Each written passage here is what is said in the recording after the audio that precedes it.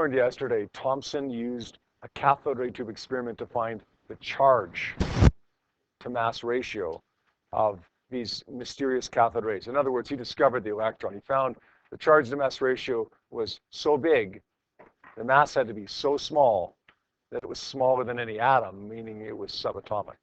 He discovered the electron. Millikan comes along and says, you know, that's great. Hey, that's great, JJ. But I can do better.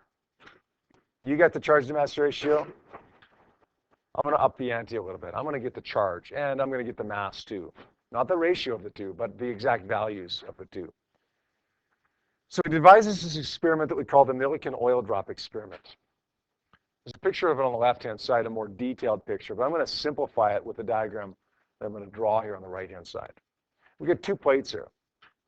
We introduce a battery here, and they become charged plates. With the way that I have this battery set up right now, the top plate would be positive, and the bottom plate would be negative. We could reverse it, though, and still get the same results from the experiment. Now, in between these two plates, we inject these tiny little droplets of oil.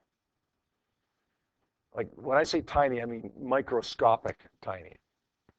We get these through something called an atomizer. It's like a perfume dispenser. If you got perfume or cologne or aftershave or something at home and you spray it, the liquid inside becomes these microscopic particles. You can't even see the particles, they're that small. They're not the scale of an atom. They're not that small. You could see them if you looked at them in a magnifying glass or a microscope, but they're still small, really small. That's what Millikan did with the oil. He atomized it. Didn't make them size of atoms, but he made them really small by spraying them out of this atomizer, a perfume dispenser, basically. These oil droplets are now in between the plates. Some of them are neutral. Some of them are charged positive. Some of them are charged negative. They get charged because they rub against each other. They rub against the nozzle of the atomizer. And sometimes you might even take it to that next level and irradiate them with a type of ionizing radiation, which will give the oil droplets charge if they don't have them already. That's not real important to what we're talking about here. The biggest thing is we want you to recognize is that some of these oil droplets are positive, however they get that way. Some of them are negative.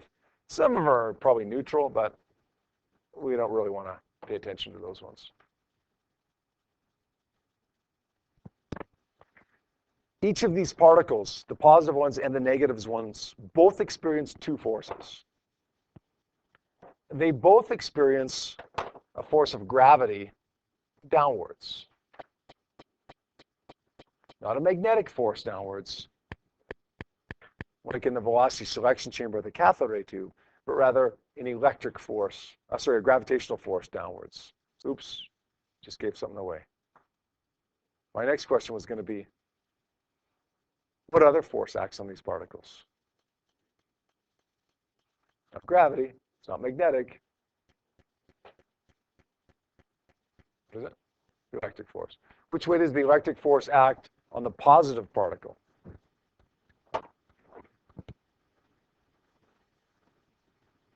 Positive particle is repelled by the positive plate.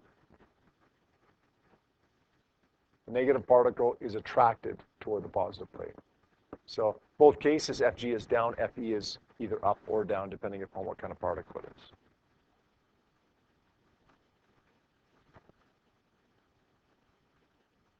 What's going to happen to particle number one?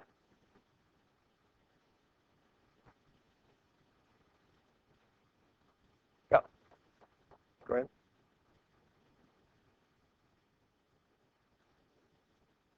Yeah, it's going to accelerate downward. It's going to accelerate downward quickly, too, really quickly. If it was just gravity, it would accelerate at 9.81. But there's also another force that's helping gravity. So it's going to accelerate at a rate that's greater than 9.81. 15, 25, 400, depending upon the strength of the electric field. What's going to happen to particle number two?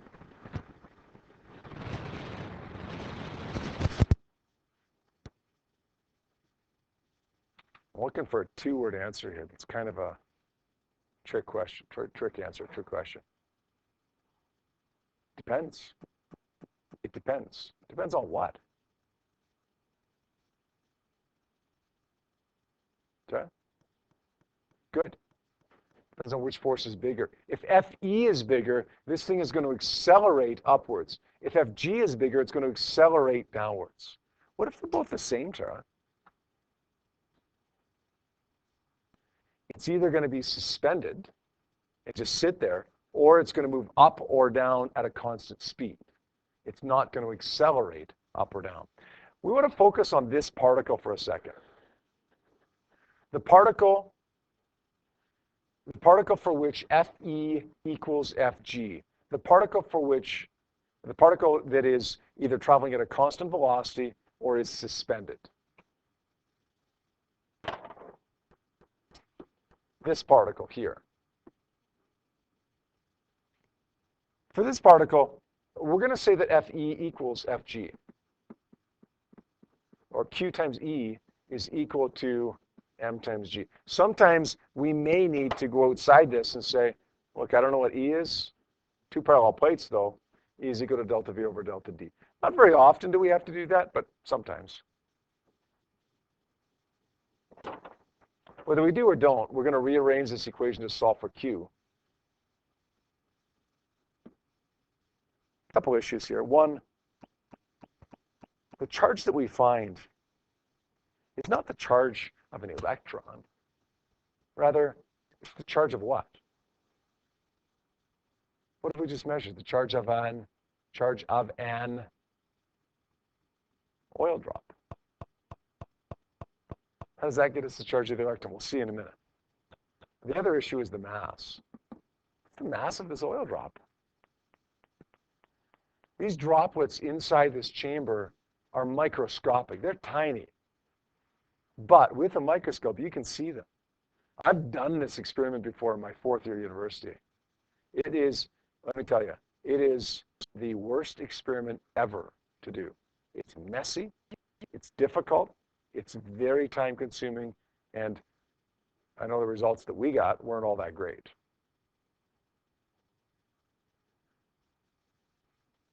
How do we get the mass of the oil drop? Basically, we look at it through a microscope. We look at the size. And then it's a bit of a simplification here, but essentially, we know the density of oil. We know the size of the droplet. From the size and the density, we can calculate its mass, determine its mass that way. So let's get the mass. We got G, we got E. Measure the charge. What do we get? What do we get for that?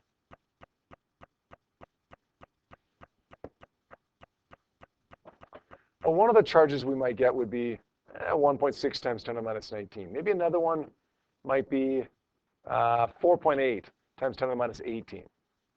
Maybe another one would be 9.6 times 10 to the minus 19. Maybe another one would be 3.2 times 10 to the minus 17.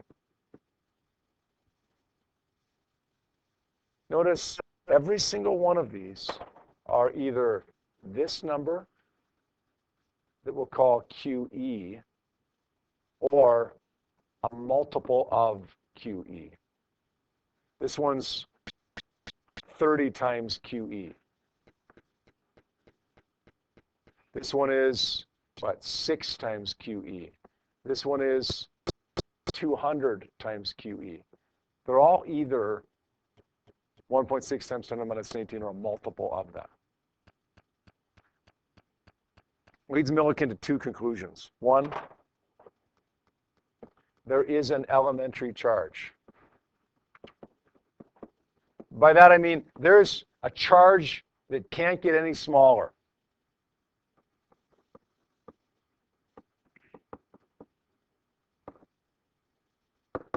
And its value is 1.60 times 10 to the minus 19 coulombs. If this is the smallest charge you can have, then it's probably going to be the charge of the electron as well.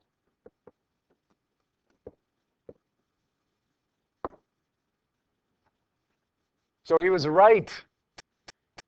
He said, hey, Thompson, JJ, I can find not just the charge to mass ratio, I can find the charge. He did it. 1.6 times 10 to the minus 19 coulombs. By the way, if you combine what Thomson and Millikan said, and Q over M is equal to V over BR, you know what V is, you know what B is, you know what R is. Okay, we now know what Q is. Well, now we can find M as well. So not only have we found Q, but we can calculate M from that, the mass of the electron from that. The other conclusion that he drew, charge is quantized.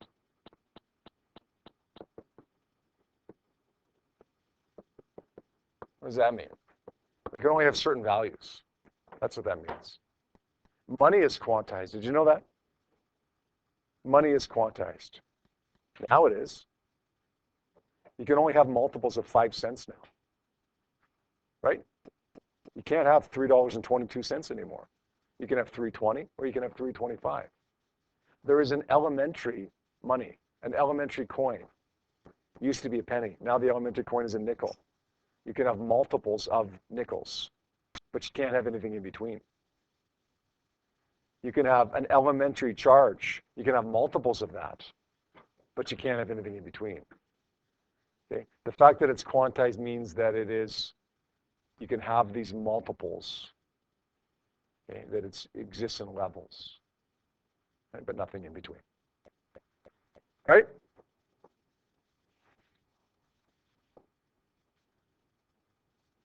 I'm going to do a question from page 763. Before I even read this question, I want to tell you something that I want every single one of you to do for every single one of these Millikan questions. Draw a picture for all of them. Please. You may think you're smarter than that. You may think you're above drawing a picture. You may think, I don't need to do that because I'll get this right no matter what. I'm a genius. You may be right, but you may be wrong. If you want to take your chances, I guess, go ahead. I'm telling you, if you draw a picture, for most people, it makes it easier for most questions. We have an oil drop that is suspended here. If it's suspended and gravity acts down, the electric force must act up. Otherwise, it wouldn't be suspended, right? If they were both down, then it wouldn't be suspended. We have an electric field that points downwards. We want to find the number of the electrons, and we want to find out whether it's gained or lost. The number of electrons, let's get the charge. Let's get the charge. We know that Fe is equal to Fg. Not Fe equals Fm like the cathode ray tube. Fe equals Fg. Q times E is equal to M times G. Solve for Q.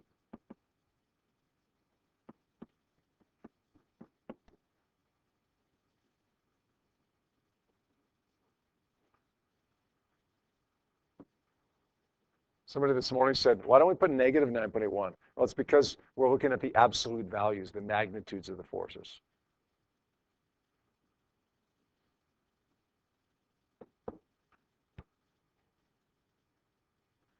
I think that works out to be 8 times 10 to the minus 19. I think.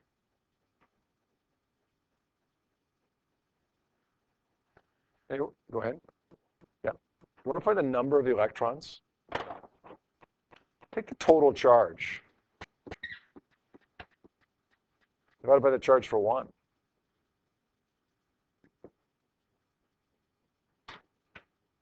And it's 5. Now, gained or lost? In other words, what are they really asking me here in the second part? Is this a positive oil droplet or is this a negative oil droplet? Negative or positive?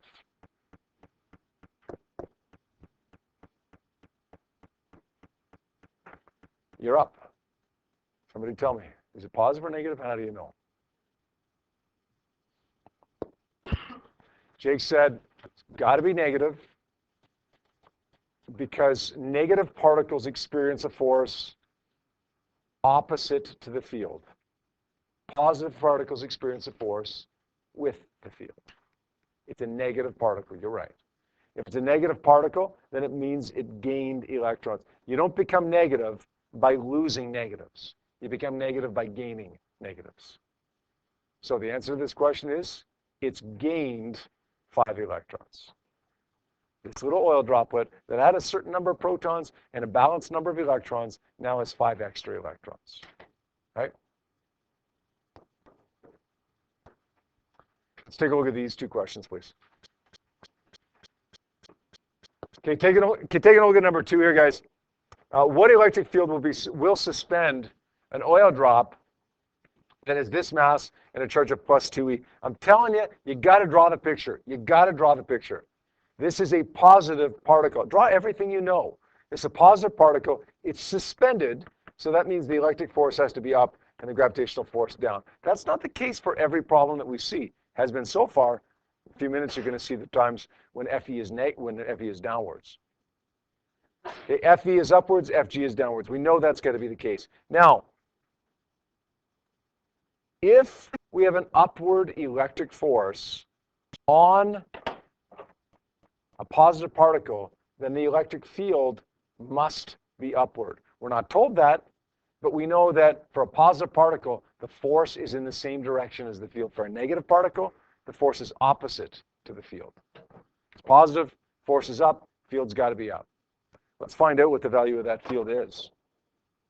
We say Fe equals Fg. We know that because it's suspended. Solving for E. Okay, we got M. We got G is 9.81. We got Q. Q is 2e, or 3.2 times 10 to the minus 19. Do the math there. We end up getting 9.8 times 10 to the 5 newtons per coulomb. And we've already got the direction, right? It's upwards. Is that okay? Draw the picture. It helps. It helps in almost every question. All right, let's take a quick look at what happens if the particles aren't suspended now, if Fe doesn't equal Fg. If they're accelerating, maybe they're accelerating upwards because the electric force is bigger than gravity. Maybe they're accelerating downwards because gravity is bigger than the electric force. Or maybe they're accelerating downward because both forces are acting downwards, and that's got to produce a downward net force. Doesn't matter. Bottom line is they're accelerating. In all 3 cases, we're going to do the same thing as we would have done in physics 20 if I had given you this free body diagrams. F net is the sum of the forces. This is exactly what we did in physics 20, Fe plus Fg. Just didn't have Fe in physics 20. Net force is also m times a. Again, you did this in physics 20. Plug in your numbers and solve. Typically, what you're going to solve for here is the charge. And then you're going to go through the exact same process as you did, or as Millikan did, for charged particles that were suspended. You're going to notice that all the charges of all these oil droplets are either 1.6 times 10 to the minus 19 or whole number multiples of 1.6 times 10 to the minus 19. Now, you got to be careful with signs here. Okay, in this case, Fg would be negative, Fe is positive, negative, positive, negative, negative. Once you start plugging numbers in, that's when you got to worry about putting the negatives in as well. Let's try one more example, last one of the day here. Tiny plastic sphere, this mass, placed in the electric field that is downward. All right, right away, let's draw the electric field downwards. The sphere has 10 excess electrons. In other words, that particle's got to be negative because it's got extra electrons. Will the sphere accelerate? Okay, well, gravity forces down. Which way is the electric force?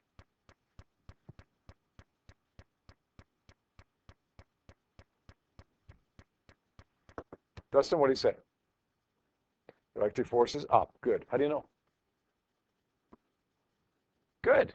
Perfect answer. A negative goes opposite to the field. Now, we don't know how big that force is, It doesn't say they balance, so we can't set Fe equal to Fg, but what we can do is say F net is equal to the sum of the forces.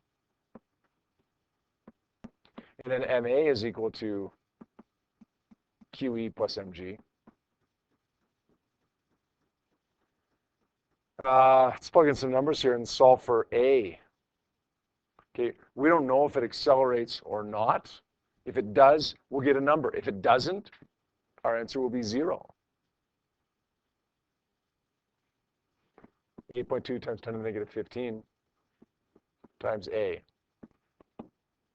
The charge of an electron is 1.6 times 10 to the minus 19. 10 times that is 1.6 times 10 to the minus 18.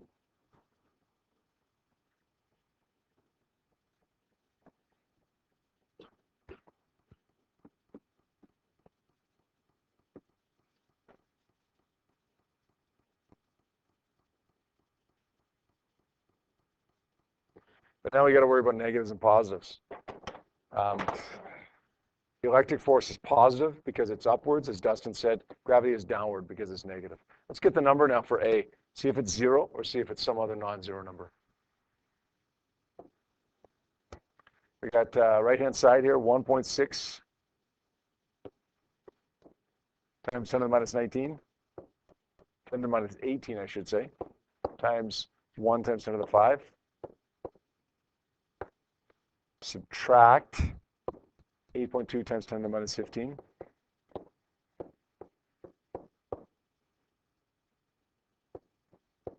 Times 9.81. Let's divide that by 8.2.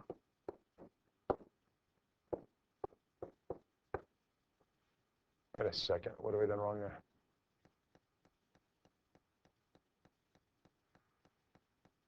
That's wrong, isn't it?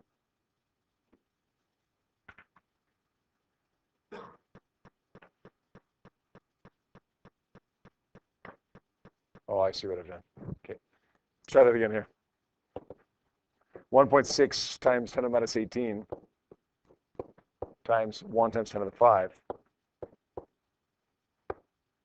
Let's subtract. It's not a negative. It's just a subtract from that.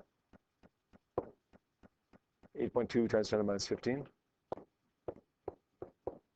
times 9.81. That's our net force. Divide that by 8.2.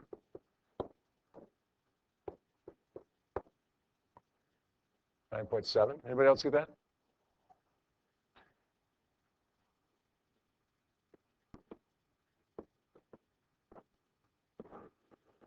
All right, so it does accelerate, yes. Which direction? Which direction? Well, we got a positive number, so that means it accelerates upwards. Make sense? Okay, here's your homework. If you didn't finish those two questions on the previous page 763, finish those up, but also finish, please, the questions on page 764. Got about 6 minutes, 7 minutes to work on those now. Maybe get them finished before class ends.